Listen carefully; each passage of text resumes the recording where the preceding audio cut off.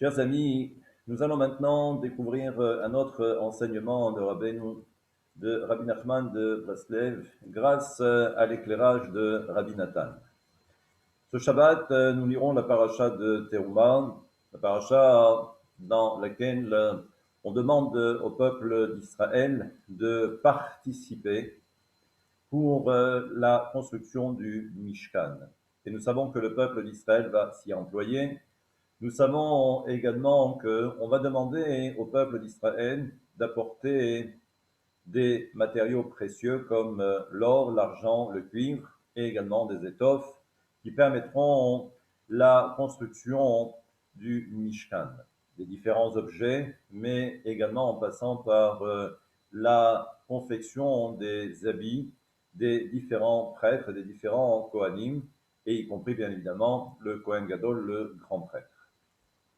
Chose assez étrange, c'est que nos sages nous font remarquer que l'injonction de construire ou de participer à la construction du Mishkan n'est autre que la conséquence de la faute du Vaudor. Et là aussi, nous savons que Akadosh Baruch Hu avait la ferme intention de faire disparaître le peuple d'Israël, mais heureusement, le peuple d'Israël, doté d'un avocat aussi grand que Moshe Rabbeinu, c'est celui qui intercède en la faveur du peuple d'Israël et obtient le pardon. Quelle est la relation maintenant de cause à effet entre, d'un côté, la faute du Vaudor et la construction du Mishkan? Vous n'êtes pas sans rappeler, sans vous souvenir, pardon, de ce que nous avons vu précédemment, où nous savons que chaque fois qu'il y a une chute, et là, on peut comprendre que c'est plus qu'une chute, parce que le peuple d'Israël a commis l'irréparable à travers la faute du Vaudor, autrement dit le principe de l'idolâtrie. Et là, c'est justement ce que nous fait remarquer Rabbi Nathan, c'est que justement, là aussi, le peuple d'Israël est de façon collective, parce que c'est le peuple d'Israël, là aussi. À un moment donné, il y a cette prise de conscience et on arrive justement à ce principe, Aïe mekom kevodo. Comment maintenant réussir à s'en sortir et retrouver Akadosh Baruch Hu? La réponse que nous avions déjà donnée, c'était de dire que justement, lorsqu'il y a cette quête, cette démarche de vouloir à nouveau se rapprocher de Dieu ou de retrouver cette connexion avec Dieu, c'est ce que l'on appelle le fameux principe de Haïe. Et à partir de là, on comprend que les choses se mettent maintenant en place, d'où tout de suite après la faute du Vaudor, la construction du Mishkan. Et je crois que le plus bel exemple, c'est justement de montrer que, après la faute du Vaudor, aussi grande soit-elle, eh bien, nous assistons au dévoilement de Hakadosh Baruch Hu. Ayem ekom kevodo. Où se trouve justement la gloire de Hakadosh Baruch Hu? Et tout de suite après, nous avons ce Mishkan qui incarne la présence de Hakadosh Baruch Hu ici-bas, comme diront les Chachamim dira Batachtonim, que c'est la demeure de Dieu ici-bas. Et on a bien compris qu'en fin de compte, tout le travail d'un juif, c'est d'être capable de dévoiler Dieu ici-bas. Chose étrange aussi, c'est que nous savons que c'est du Mishkan que l'on apprend le principe des 39 travaux que l'on verra également concernant le Shabbat, les fameux 39 travaux interdits le Shabbat, mais c'est justement à travers le matériel, à travers également ces matériaux précieux comme l'or. Je rappelle quand même que c'est ce même or qui a permis de façonner ce veau d'or en guise de Dieu, idolâtrie. Et on comprend de là aussi que c'est par ce moyen-là que le peuple d'Israël a fauté, et c'est par ce même moyen que le peuple d'Israël va devoir maintenant en faire réparation. Et donc on apprend que c'est justement à travers ces 39 travaux, lorsque l'homme s'affaire dans cette construction du Mishkan, où l'on est capable ensuite de dévoiler ou de faire dévoiler Akadosh Baruch Hu, même dans ces choses qui sont totalement matérielles.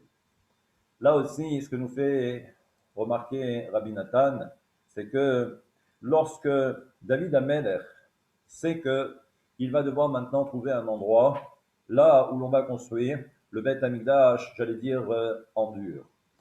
Et selon le verset dans les Télim, nous savons que David Amelech n'a eu de cesse qu'au moment où il a trouvé ce fameux endroit.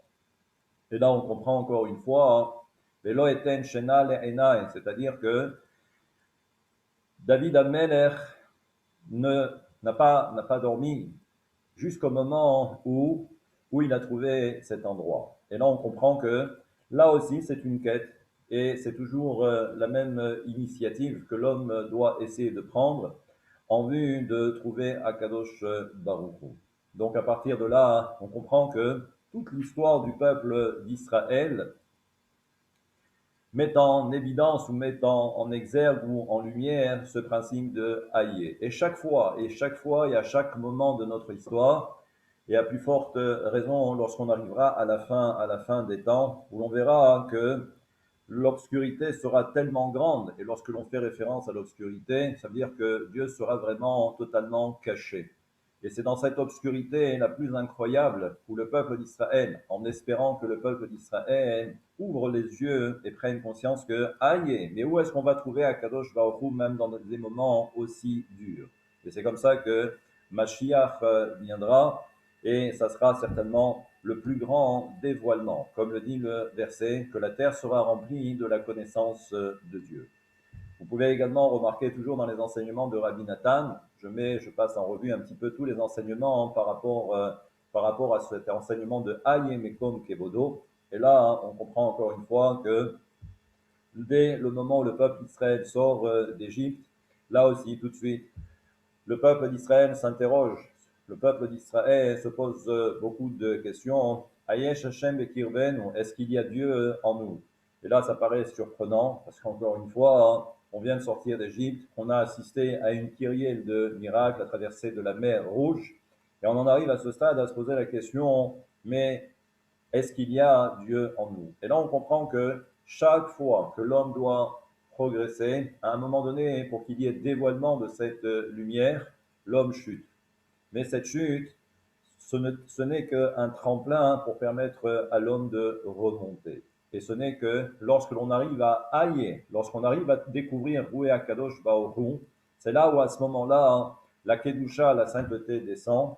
Et c'est à ce moment-là aussi que l'autre verset se met en place, Malé Kolahares Kevodo. C'est là où on ouvre les yeux et on se dit, mais oui, mais Akadosh Baruch Hu, il est là, il est Malé Kolahares Kevodo, il remplit toute la terre. Eh bien, à ce moment-là, on comprend que c'est tout le travail d'un juif de se dire que notre travail, encore une fois, c'est de dévoiler Akadosh Baruch Hu dans ce monde. On verra demain, mais si l'homme chute, pourquoi est-ce qu'il chute?